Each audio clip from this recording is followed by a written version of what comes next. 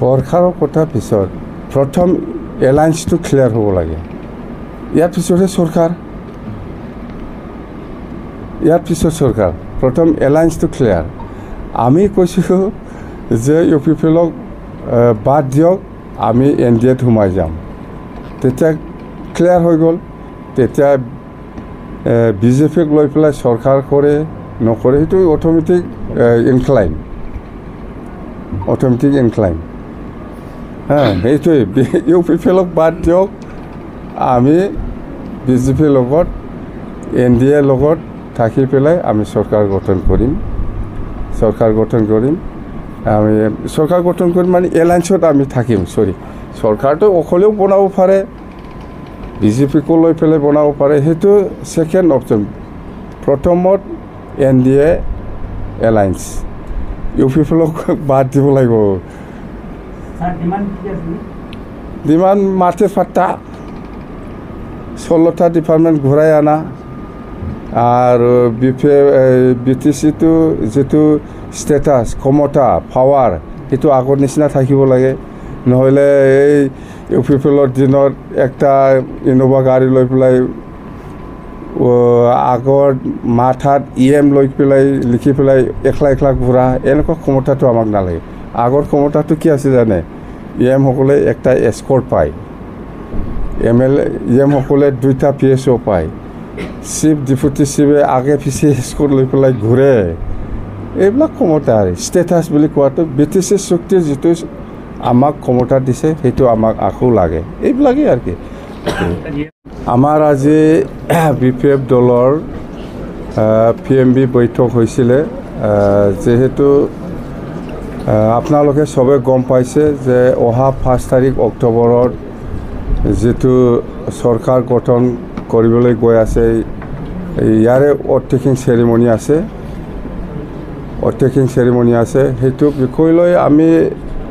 এতিয়া চৰকাৰ যেটো বনাবলৈ গৈ আছে যেটো সময়ও নাই সেই হিচাপত আমি PMB আলোচনা কৰিছে যে অথ-টেকিঙৰ পিছত যেটো চৰকাৰৰ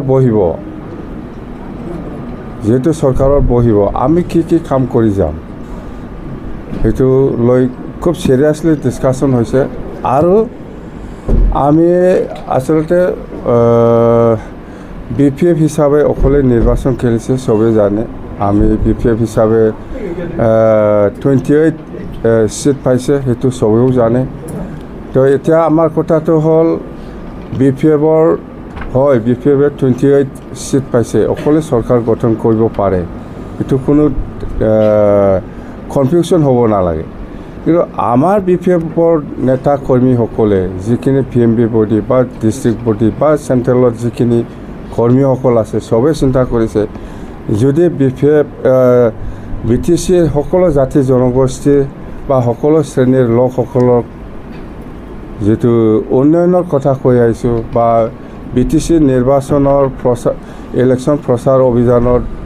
প্ৰচাৰৰ সময়ত বহুত কথা ৰাইজৰ মাজত প্ৰতিশ্ৰুতি দি আহিছে